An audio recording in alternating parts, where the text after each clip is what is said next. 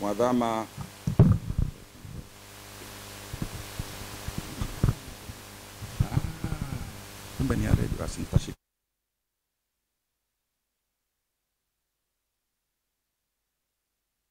Mwadhama Protas Kardinali Rugambwa, Askofu Mkuu wa Jimbo Kuu Katoliki Tabora, Mwashamu Baba Askofu Mkuu Angelo Akatino, Balozi wa Vatican nchini Tanzania, Mwashamu Baba Askofu Wolfgang Pisa, Raisi wa Baraza la Maaskofu Katoliki Tanzania, yani TEC, Mwashamu Baba Askofu Esbizius Nzigirwa, Makamu wa Rais wa Baraza la Maaskofu Katoliki Tanzania, TEC, Mwashamu Baba Askofu Mkuu mstaafu Paul Zoka, Washamu maaskofu wakuu na maaskofu wote mliopo, Mwashamu Baba Askofu Josephat Jackson Bududu, Askofu msaidizi wa Jimbo Kuu Katoliki Tabora, Padri Chesko Msaga, Naibu Katibu Mtendaji wa Baraza la Maaskofu Katoliki Tanzania, Mheshimiwa Deodatus Katwale, DC wa Tabora, ambaye amekuja kumwakilisha mkuu wa mkoa,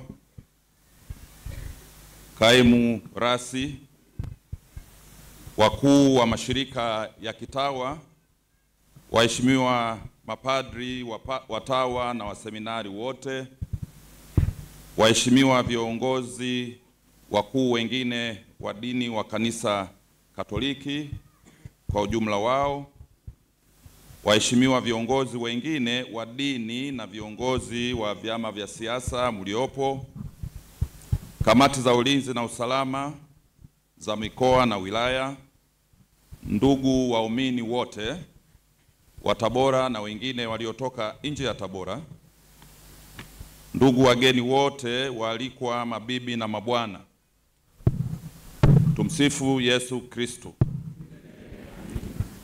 Na wasalimu kwa jina la Jamhuri ya Muungano wa Tanzania.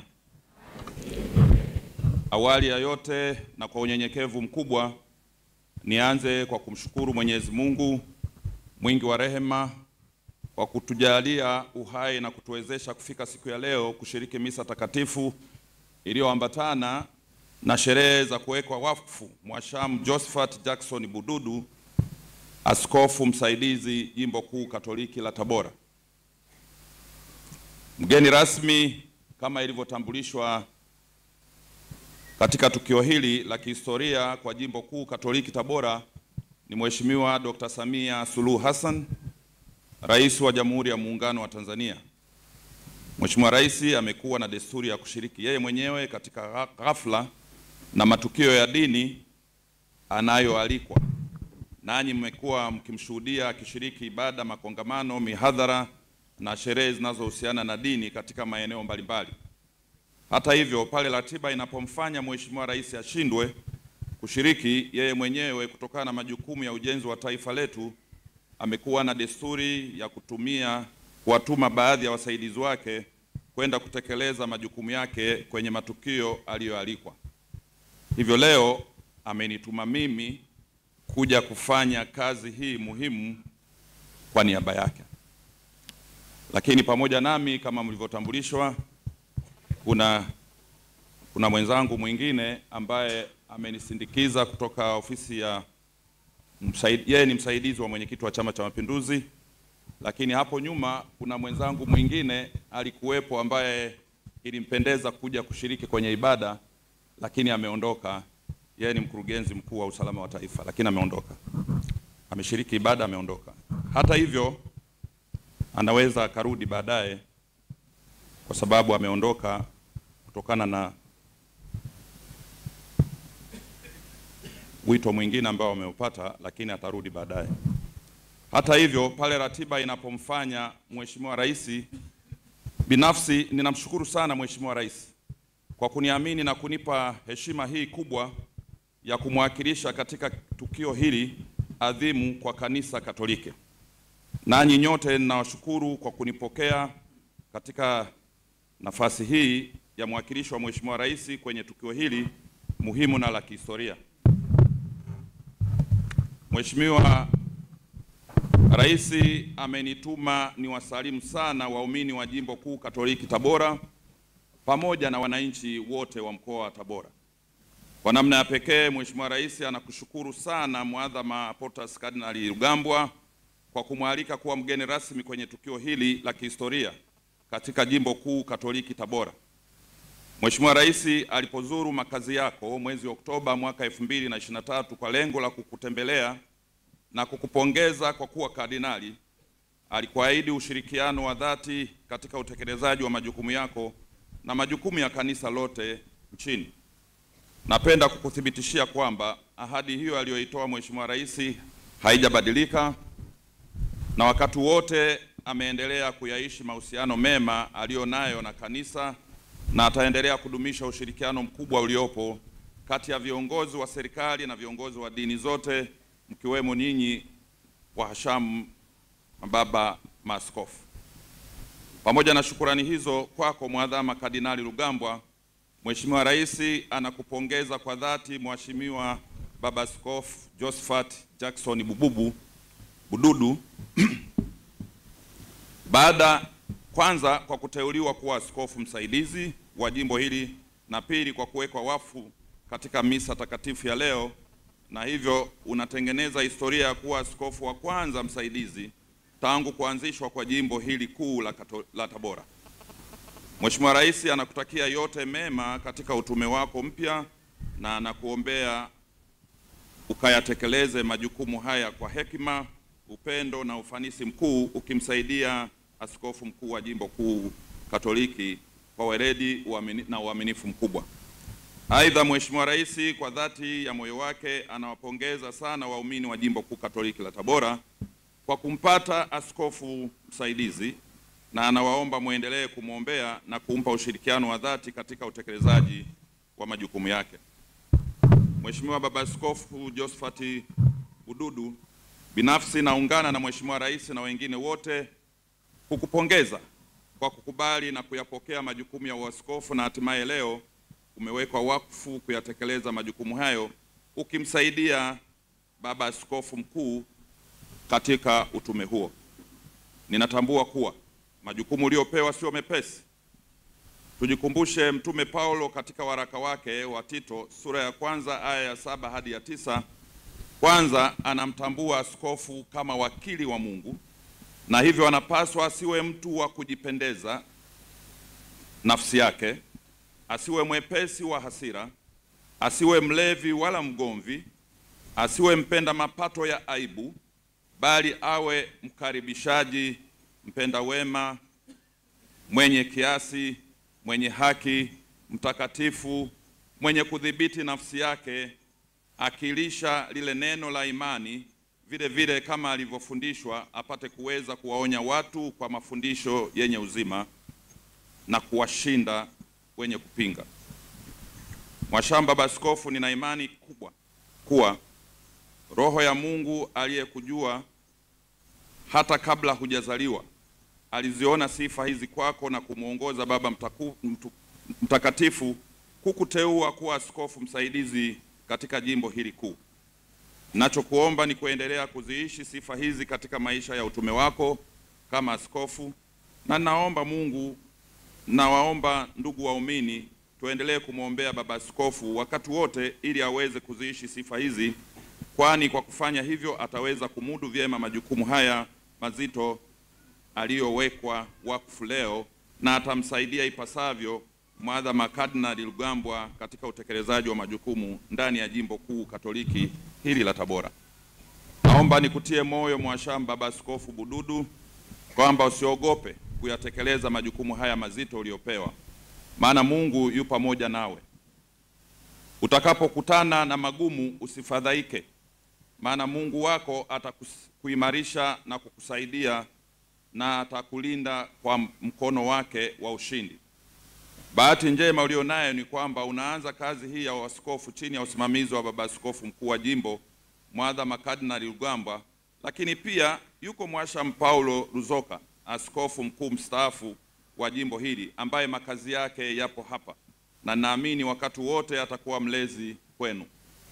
Kwa upande wetu serikali na viongozi wote mkoani na sehemu zote nchini na wengine waliopo hapa, tunakuahidi ushirikiano wa kutosha katika utekelezaji wa majukumu yako.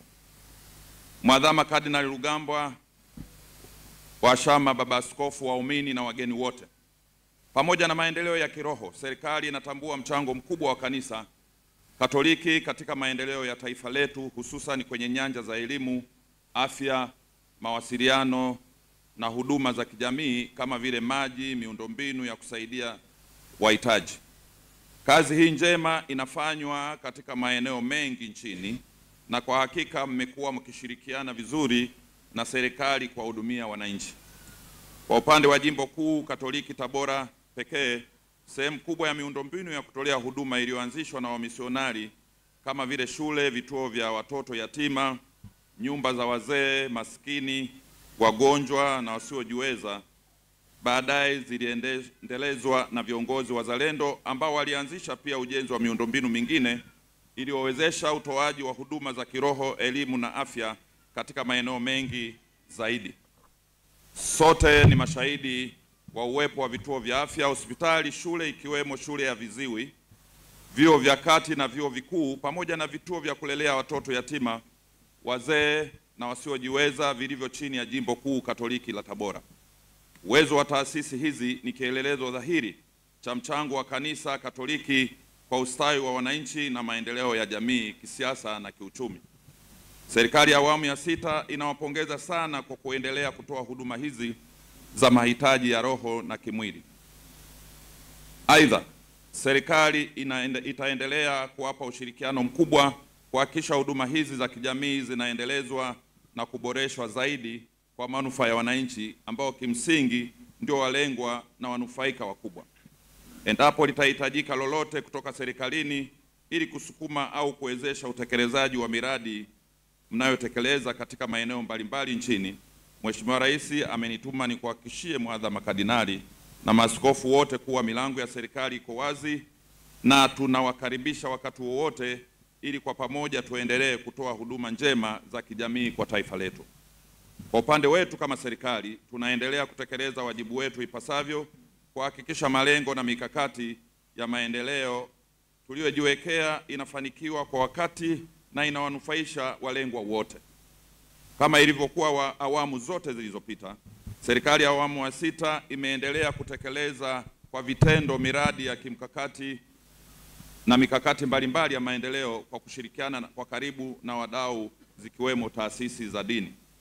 Ndugu waumini na wageni wote, wakati naelekea kuhitimisha hotuba yangu, kuna maeneo machache ambayo napenda niwaombe viongozi wote wa dini muyapatie msisitizo zaidi katika utume wenu. Mosi, niwaombe muendelee kumwombea Mheshimiwa Dr. Samia Suluhu Hassan, Rais wa Jamhuri ya Muungano wa Tanzania, ambaye amebeba dhamana kubwa ya nchi yetu na ana dhamira njema na nia dhati kuliongoza taifa hili kufikia malengo ambayo serikali inalenga kuyafikia. Mtume Paul katika barua yake ya kwanza ya Timotheo sura ya 2 aya ya 1 hadi ya 2 anatusihi kwanza kabisa kuomba dua, kusali na kumshukuru Mwenyezi Mungu kwa ajili ya watu wote, kwa ajili ya wafalme na wote wenye mamlaka, ili wapate kuishi maisha ya utulivu na amani pamoja na uchaji wa Mungu na mwenendo mwema.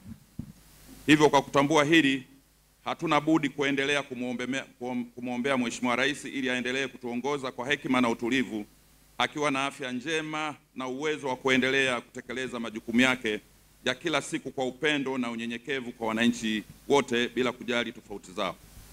Pili, niwaombe muendelee kuwa walinzi wakuu wa tunu zetu za amani, utulivu, umoja na mshikamano. Tunu hizi zilisimamiwa ipasavyo tangu enzi za waasisi wa taifa letu, Mwalimu Julius Kambarage Nyerere, na Mheshimiwa Sheikh Abeid Amani Karume, na leo zimekuwa nguzo imara za utambulisho wetu kama Watanzania popote duniani. Baba Mtakatifu Leo wa 14, siku ya kwanza alipotoka hadharani mara baada ya kuchaguliwa kuwa papa, na nafurahi kwamba Mheshimiwa kardinali wetu askofu mkuu wa jimbo la Tabora alikuwa ni miongoni mwa wajumbe waliotuletea Baba Mtakatifu Leo wa 14. Kauli yake ya kwanza ilikuwa kuutakia amani umati wote uliokusanyika pale na dunia kwa ujumla. Tangu hapo Baba Mtakatifu Leo wa 14 katika hotuba zake kwa umma amekuwa akisisitiza juu ya amani na umoja.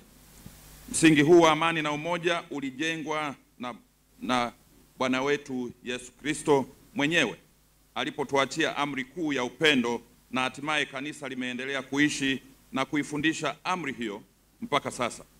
Baba Mtakatifu ameanza kwa kuidhinisha amri hiyo kwa vitendo. Nasi pia katika nafasi zetu hatuna budi kuidhihirisha kwa kauli na vitendo katika mazingira yanayotuzunguka. Serikali inaendelea kuwashukuru sana kwa maombi yenu viongozi wa dini juu ya amani, utulivu, umoja na ustawi wa taifa letu. Ninaamini kuwa kutokana na maombi yenu Mwenyezi Mungu amelifanya taifa letu kuendelea kuwa kisiwa cha amani, utulivu, umoja na mshikamano. Hivyo katika utume wenu niwaombe muendelee kuiombea dunia na nchi yetu umoja na amani. Tatu, niwaombe muendelee kuiombea nchi yetu tunakoelekea tukio muhimu la kidemokrasia la uchaguzi mkuu wa rais, wa bunge na madiwani ambao watatuongoza kwa kipindi cha miaka 5 ijayo. Nyote mnafahamu kuwa tukio la uchaguzi mkuu si dogo. Kama taifa tunahitaji kufanya maandalizi mazuri ili kuhakikisha wananchi wanashirikishwa ipasavyo na wanashiriki kamilifu katika zoezi hili adhimu la kikatiba la kuchagua uongozi na kuchaguliwa katika uongozi. Ni matumaini yangu viongozi wa dini mtaendelea kuwahimiza wananchi kushiriki tukio hili muhimu kwa uhuru na bila kushinikizwa na mtu au taasisi yoyote. Baada ya kusema hayo, sasa nihitimishe hotuba yangu kwa kuwashukuru tena kwa dhati waumini wote na hasa wananchi wa mkoa wa Tabora kwa ukarimu wenu na huduma mlizowapatia wageni waliokuja kwa ajili ya tukio hili muhimu. Hata nikiangalia hapa naona macho yangu yanapepesa na kuwaona watu wengi ambao wametoka katika mikoa mbalimbali katika nchi hii. Kwa namna ya pekee nashukuru sana mkuu wa mkoa na wenyeji wetu kwa mapokezi na namna wewe pamoja na viongozi wenzako wa mkoa mlivyoshirikiana na jimbo kuhakikisha sherehe hizi zinafanyika kama zilivyopangwa kwa hali ya amani na utulivu. Nawasihi muendelee kushirikiana na viongozi wa dini zote popote mlipo, viongozi wa serikali, katika kuhakikisha tunaendelea kulisukuma gurudumu la maendeleo huku tukiimarisha umoja, amani na mshikamano miongoni mwetu. Wakati natambulisha nilimsahau mbunge wangu wa Tabora mjini. Naomba nimtambue mheshimiwa mbunge wetu wa Tabora mjini. Watu wa mjini mnamjua, lakini mimi ni mwenzangu kule bungeni, kwa hiyo namtambulisha kwenu mbunge wa Tabora mjini ambaye ameacha shughuli za bunge, amekuja kushiriki katika shughuli hii. Asanteni sana kwa heshima hii mlionipa na asanteni sana kwa kunisikiliza. Mungu awabariki wote.